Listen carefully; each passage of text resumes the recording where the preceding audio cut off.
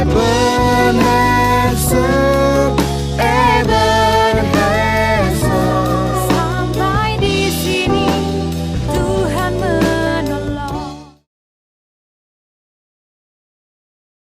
Selamat pagi Bapak Ibu yang saya kasih dalam Tuhan Yesus Kristus. Kita akan segera masuk di dalam sharing firman Tuhan. Untuk ayat yang pertama kita akan baca di dalam Mazmur pasal yang ke-14 ayat yang ke-1 sampai yang ke-7. Mazmur 14 ayat 1 sampai 7, demikian bunyi firman Tuhan. Kebebalan manusia. Untuk pemimpin biduan dari Daud. Orang bebal berkata dalam hatinya, tidak ada Allah. Busuk dan jijik perbuatan mereka, tidak ada yang berbuat baik. Tuhan memandang ke bawah dari sorga kepada anak-anak manusia untuk melihat apakah ada yang berakal budi dan yang mencari Allah. Mereka semua telah menyeleweng, semuanya telah bejat. Tidak ada yang berbuat baik, seorang pun tidak. Tidak sadarkah semua orang yang melakukan kejahatan, yang memakan habis umatku seperti memakan roti, dan yang tidak berseru kepada Tuhan? Di sanalah mereka ditimpa kekejutan yang besar, sebab Allah menyertai angkatan yang benar. Kamu dapat mengolok-olok maksud orang yang tertindas, tetapi Tuhan adalah tempat perlindungannya. Ya, datanglah kiranya dari Sion keselamatan bagi Israel. Apabila Tuhan memulihkan keadaan umatnya, maka Yakub akan bersorak-sorak, Israel akan bersukacita. Puji Tuhan. Kita melihat bahwa kebenaran yang sudah kita baca tadi merupakan nubuatan dari Raja Daud, bahwa dari Sion akan datang keselamatan yang akan memulihkan umat Tuhan. Dan kita harus bersyukur karena nubuatan tersebut telah digenapi ketika Tuhan Yesus datang ke dalam dunia ini untuk lahir, mati, disalib, dan bangkit bagi pemulihan kehidupan umat manusia. Kita lihat latar belakang pemulihan ini.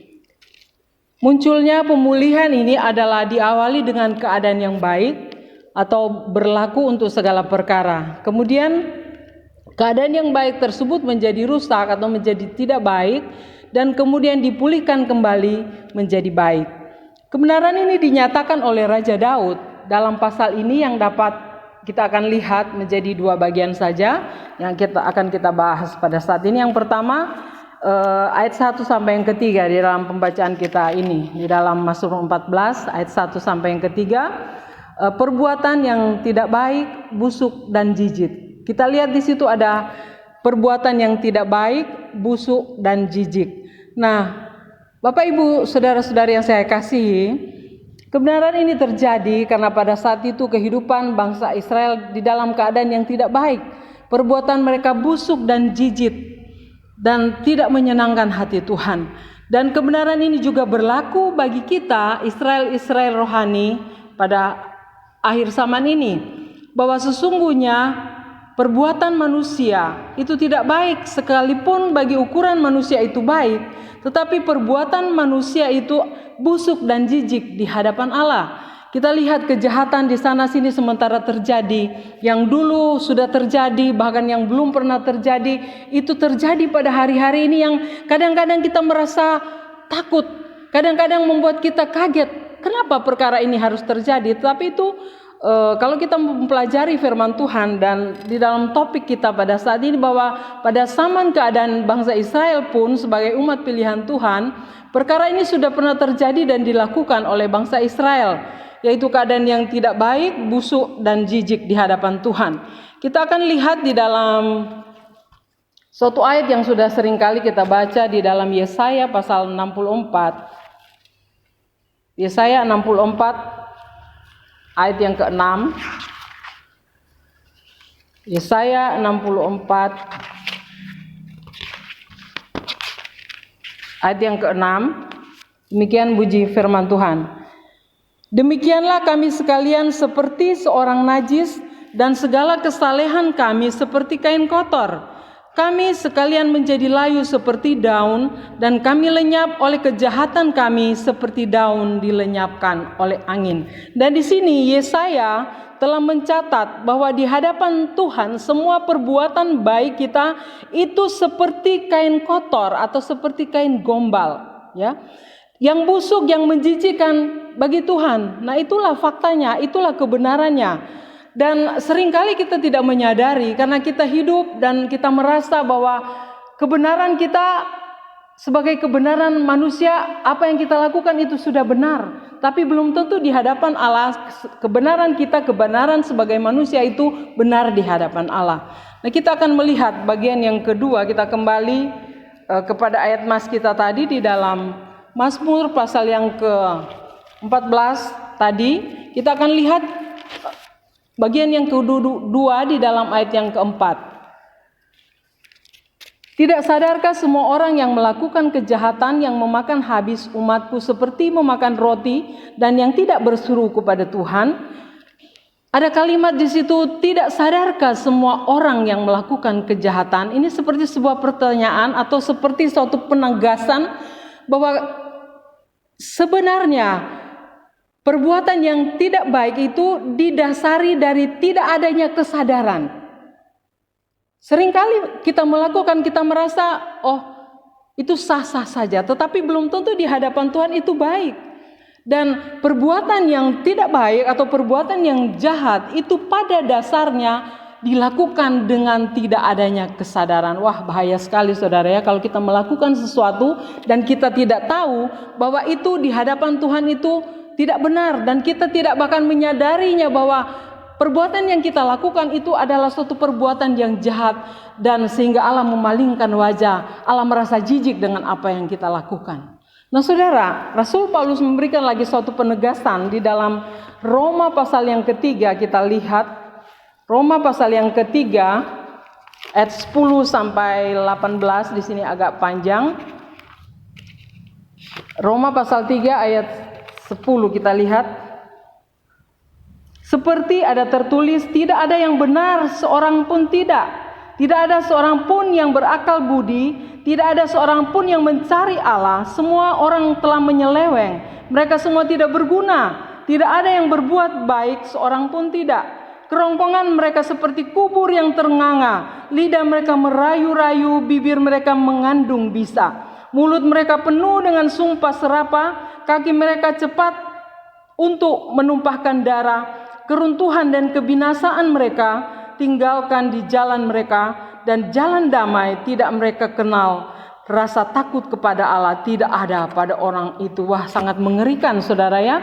Artinya bahwa kadang-kadang manusia itu tidak sadar bahwa ada Allah yang memperhatikan semua gerak-gerik atau tingkah laku yang kita lakukan sehari-hari. Tetapi puji syukur kepada Allah bahwa Tuhan itu ingin sekali memulihkan kita dari semua keadaan itu, sehingga kita dikembalikan kepada posisi yang semula. Dan ini harus kita imani ya, bahwa pemulihan itu pasti akan Tuhan kerjakan di dalam kehidupan kita sebagai orang-orang yang percaya, yang mengasihi Tuhan. Nah, kita akan lihat ada 3 cara bagaimana Tuhan memulihkan keadaan manusia itu kepada posisi yang semula. Pertama, di dalam Kisah Rasul pasal yang ketiga, Kisah Rasul pasal yang ketiga, ayat 19 sampai 21. Kisah Rasul pasal 3 ayat 19 sampai 21. Karena itu sadarlah dan bertobatlah supaya dosamu dihapuskan, agar Tuhan mendatangkan waktu kelegaan dan mengutus Yesus yang dari semula diuntukkan bagimu sebagai Kristus.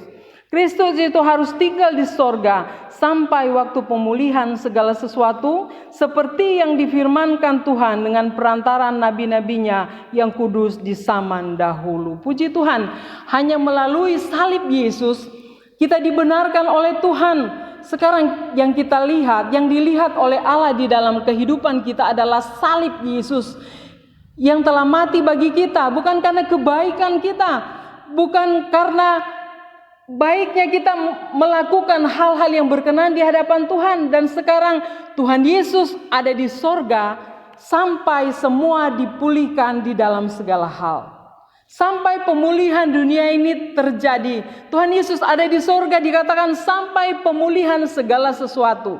Nah saudara, kita melihat bagian yang B, 2 Timotius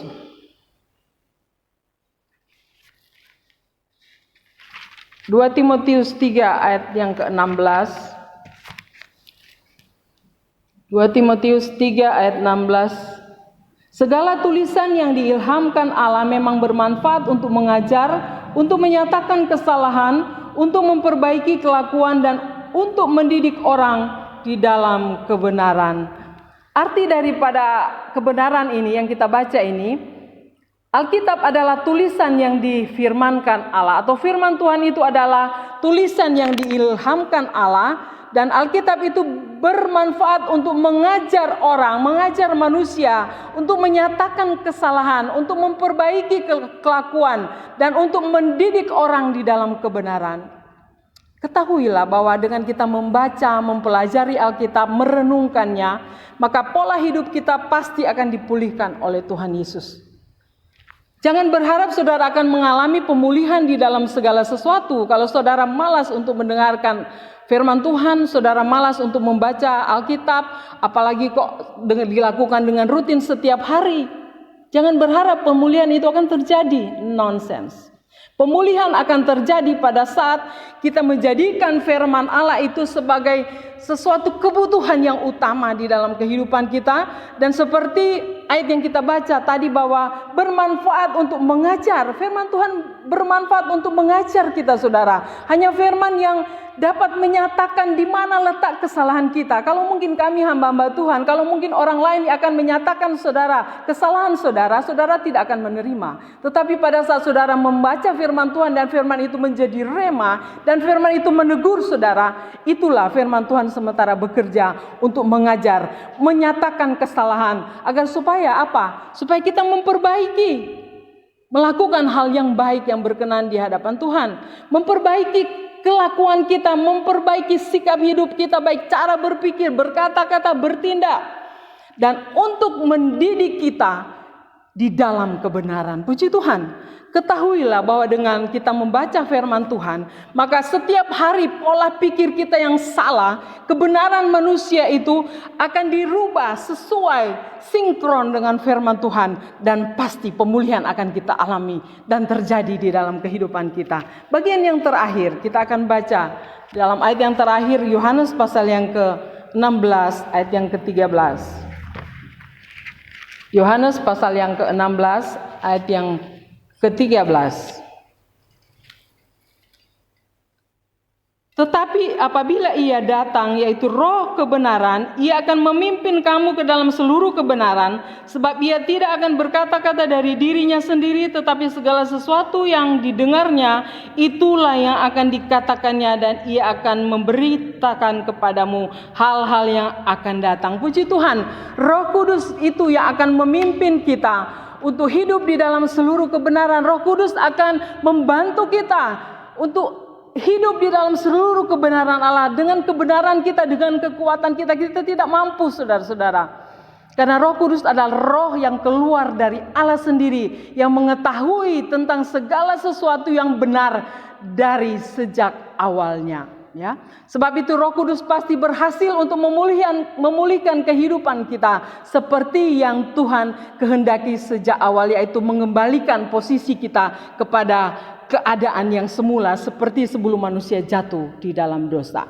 Nah, saudara, kesimpulan dari apa yang saya sampaikan pada saat ini, kita bersyukur karena Tuhan memanggil kita untuk memulihkan kita. Dan bila saat ini keadaan kita tidak baik, bahwa ketahuilah bahwa Yesus berkuasa memulihkan kehidupan saya dan saudara melalui salib Yesus, melalui pengampunannya, melalui pengorbanannya di atas kayu salib. Nasihat, pengajaran firman Tuhan, dan pimpinan kuasa Roh Kudus pasti kita alami di dalam segala perkara. Ada satu poin yang akan saya berikan.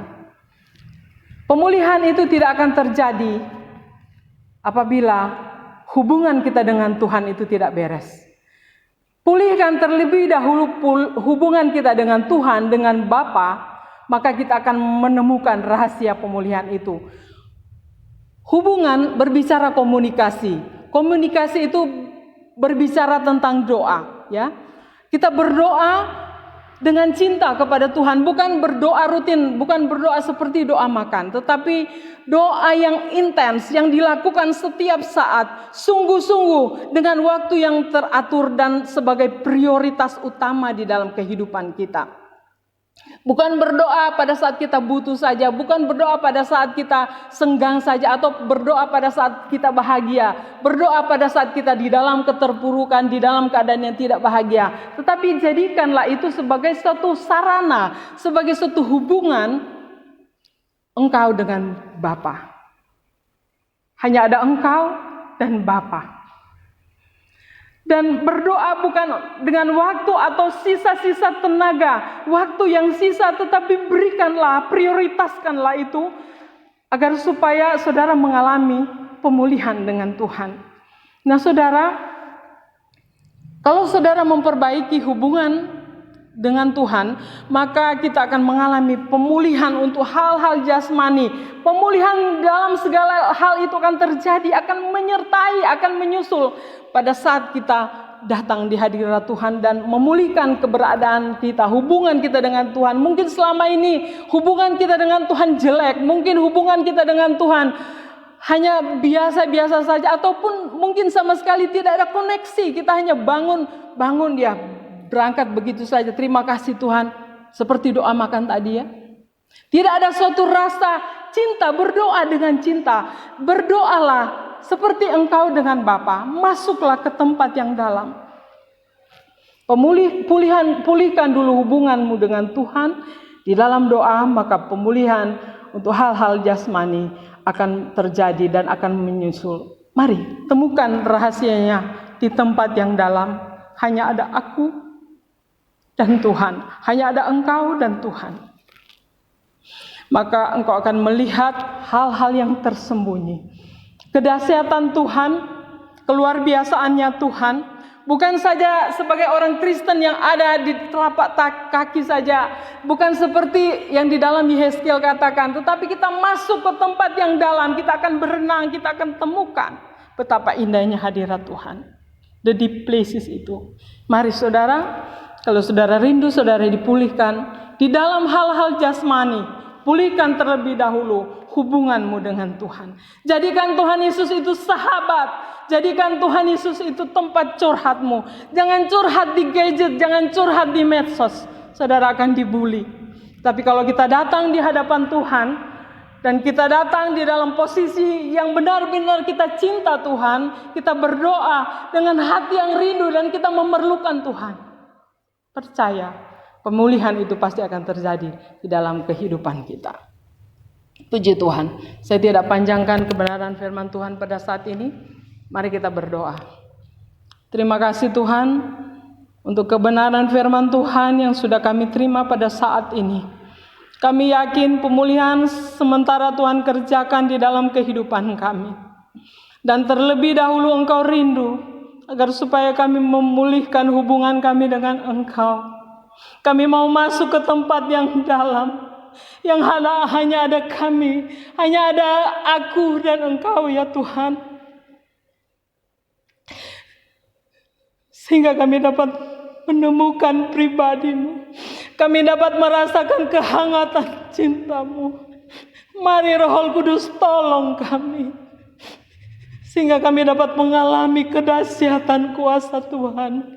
Kami dapat mengenal dan menyelami pribadi Tuhan di tempat yang dalam, di mana hanya ada aku dan Bapa, hanya ada saya seorang diri dengan Bapa, sehingga Tuhan kami boleh mengalami pemulihan untuk perkara-perkara jasmani yang tidak mampu untuk kami atasi.